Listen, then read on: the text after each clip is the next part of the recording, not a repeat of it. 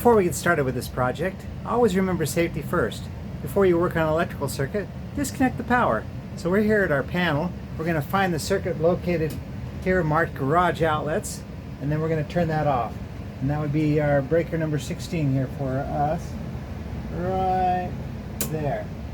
So we've disconnected the power, and we can safely work on the circuit. Okay, so the first step we're going to do is remove our plate on our electrical outlet. So we use the screwdriver here and remove the plate.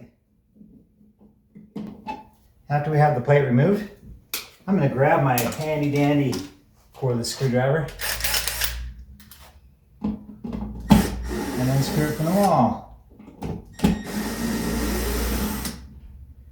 Now if you're nervous about working on this, you can always plug something in to make sure that it's actually dead, to double check. But I'm the one that wired this place, so I know the breaker is the correct breaker for this, so I don't have to worry about it. So you'll notice that on a professional job or a job that's been done by somebody who knows what they're doing, you have a lot longer length of wire. The reason why we do this is because of ease of changing an outlet, just like we're going to be doing today. Now, a lot of times new people that do this tend to cut the wires off really short and just have barely enough wire to stuff it in. The problem with this is it makes it really difficult to actually work on the outlet when you have just a small amount of wire. So when you're wiring, always remember to leave a little extra length of wire like this. A typical good rule of thumb is if you have a pair of lineman pliers, you want about that length of wire sticking out. And there are actually codes that dictate the amount of wire that you're supposed to leave on it as well. So just be aware of that. Okay, so we're going to go ahead and we're going to remove the hot wires first. So we'll show you a close-up of that. So you'll notice we have these wires bent around the screws like this. Now there is a difference. When you have 14 gauge wire, you can actually use these little quick stabs on the back of the outlet. To remove those, there's a little tiny slot. If you want to look up really close to that little slot, you can push a small screwdriver in there and that will release these opening ports. But if you're using number 12 gauge wire on your outlet, they won't fit through those holes, so you have to wrap them around the screw like this. So we'll go ahead and remove those. Since we're in a garage circuit, this will be wrapped around the screw on the outlet, so we'll go ahead and remove those. We just removed the hot wire, and now we'll remove the neutral and the ground. I usually like to do that in order. I remove the hot first and then the neutral and ground. And then when I'm reconnecting it, I always connect the neutral first, the ground, and then the hot. No real good reason for it, just what I do. We'll go ahead and pull those off. Okay, now that we've removed the outlet, we're going to go ahead and grab a new outlet to replace that with. Okay, so we're ready to replace our outlet.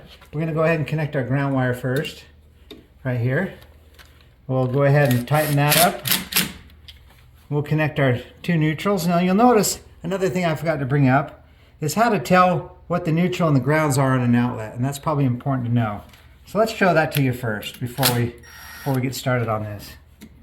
Now on an outlet, you have a set of silver screws and a set of brass screws. And this is every outlet universally. The brass screws are always the hot, the silver screws are always the neutral.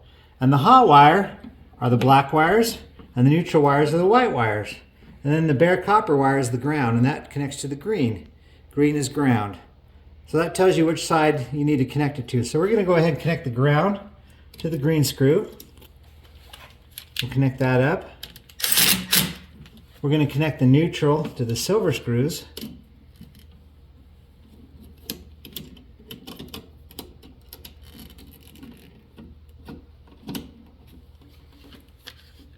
And we'll tighten that up. And then we'll connect the black or the hot wire to the brass screws.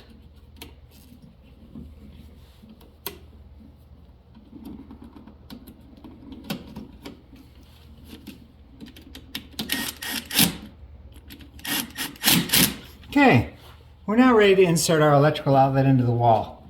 We'll go ahead and fold the wires up so that we can push it nicely in the wall. You want to make sure you fold them back in the box just so that your ground wire doesn't accidentally connect or touch to the hot or the neutral.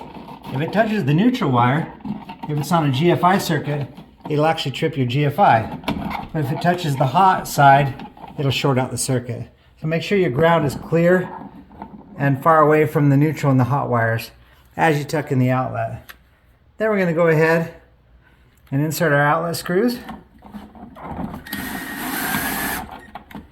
and secure the outlet to the wall. You don't want to over tighten this, but you do want to tighten it snug enough to where the outlet itself, once it's in, doesn't shift back and forth, so it's nice and secure.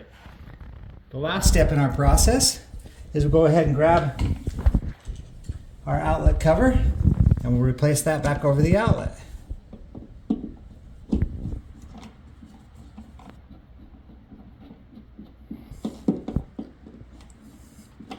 And our job is finished. All right, so the final step in the process, we're going to go ahead and turn the circuit back on. And we're ready to go.